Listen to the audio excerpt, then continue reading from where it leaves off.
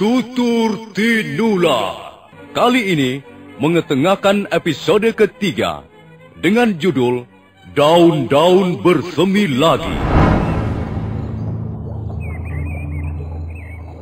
Nah, benar dugaanku bukan? Ada sungai di sekitar tempat ini. Airnya bening sekali. Tapi apakah di tepian sungai ini tumbuh daun-daunan yang kubutuhkan?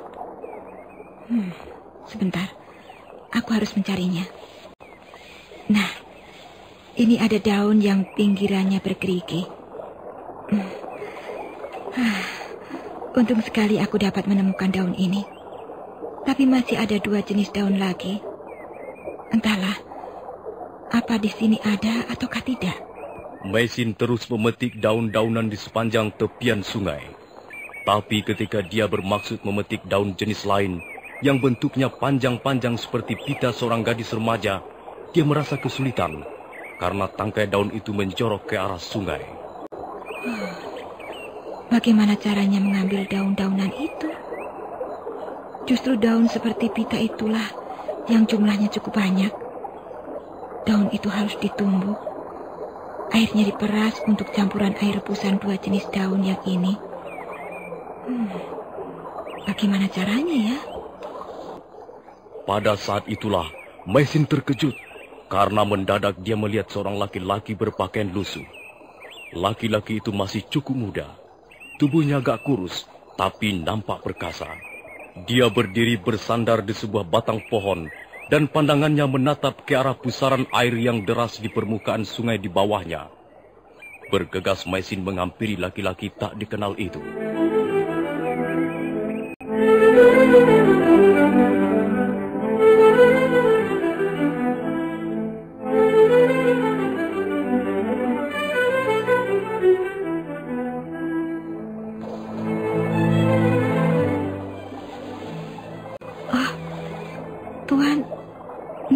Tuan, apakah yang Tuan kerjakan di situ? Bolehkah saya mengganggu sebentar? Tuan, saya membutuhkan daun yang panjang-panjang di tepi sungai itu, yang bunganya berwarna ungu terong itu. Dapatkah Tuan menolong saya mengambilkannya? Saya sangat membutuhkannya untuk ramuan obat. Dia diam saja, tak menjawab. Bahkan menoleh pun tidak. Dia hanya menatap ke arah pusaran air di bawahnya. Ada apa dalam pusaran air itu? Apa yang dilihatnya dalam pusaran air itu? Tuan, apakah Tuan tidak mendengar suara saya? Siapa kau ini? Dan apa maksudmu datang kemari? Nama saya Maisin. Saya datang ke tempat ini untuk mencari daun-daunan. Untuk apa daun-daunan? Untuk ramuan obat luka dalam. Suami saya terluka parah. Dia sekarang terbaring dalam sebuah gua kecil, tak jauh dari sini. Jadi kau sedang merawat luka suamimu itu? Iya. Saya sudah menemukan 2 jenis daun yang saya butuhkan. Tinggal 1 jenis lagi. Tapi saya tak bisa mengambilnya. Daun itu letaknya menjorok ke tengah sungai dan sulit untuk mengambilnya. Daun apa itu? Saya tak tahu namanya. Itu daun yang panjang-panjang dan bunganya berwarna ungu terong. Dapatkah kau mengambilkannya untuk saya? Apakah kau ingin menunjukkan bahwa kau seorang istri yang baik? Seorang wanita yang setia? Saya tidak tahu apa maksudmu dengan pertanyaan-pertanyaanmu itu. Mestinya kau menunggu suamimu yang terluka. Mengapa kau tinggal dia sendirian? Saya tak bisa tinggal diam.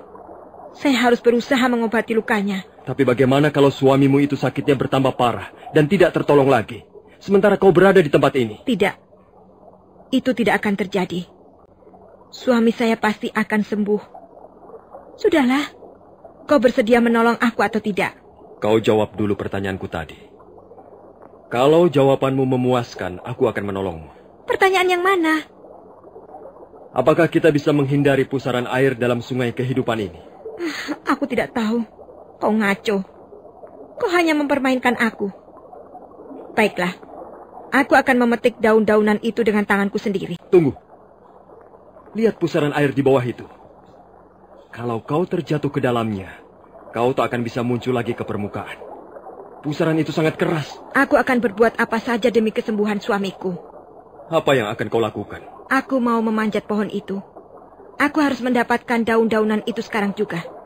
Sudahlah, jangan mengganggu aku. Jangan. Itu berbahaya. Aku tidak takut bahaya. Begitu. Coba, aku mau lihat. Kau sok. Kau sombong. Kau congkak. Maisin segera melompat dan berlari ke arah pohon yang dimaksudkan. Batang pohon itu tidak cukup besar untuk dipanjat orang dewasa. Karena itu, dia melengkung ketika tubuh Maisin berayun-ayun di tengahnya. Wanita itu bersedia mengorbankan nyawanya sendiri demi menyembuhkan sakit suaminya. Apakah itu yang dinamakan cinta sejati yang diberikan seorang wanita pada laki-laki? Oh, wanita itu nekat sekali. Batang pohon itu bisa patah dan dia pasti akan tercebur ke dalam pusaran air di bawah. Nah, apa kataku? Pohon itu pasti akan patah.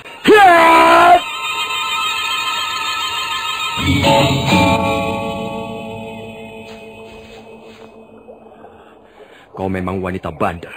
Kau terlalu berani, tapi kau kurang perhitungan. Aku harus menyelamatkan nyawa suamiku. Kau jangan menghalang-halangi aku. Aku berterima kasih sekali karena kau telah menyelamatkan aku. Tapi kumohon sekali lagi, kau jangan melarang aku. Kau mau apa lagi? Aku belum mendapatkan daun-daun itu. Aku akan memanjat lagi. Kau tidak usah memanjat lagi. Lihatlah.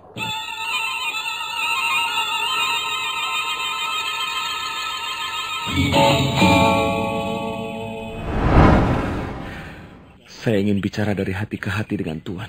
Oh, dengan senang hati, saya akan mendengarkan.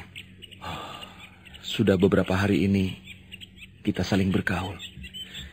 Kita hidup bersama dalam bangunan tua ini. Kita makan dan tidur dalam satu atap. Tapi, anehnya, saya belum mengenal siapa nama Tuan. Apakah itu perlu Tuan ketahui? Kalau Tuan tidak keberatan, saya ingin tahu siapa nama Tuan. Nama saya Arya Kamandanu. Saya berasal dari desa Kurawan. Kalau begitu, Tuan pasti mengenal Tuan Ranubaya. Dia juga sering menyebut desa itu sebagai kampung halamannya, Tuan.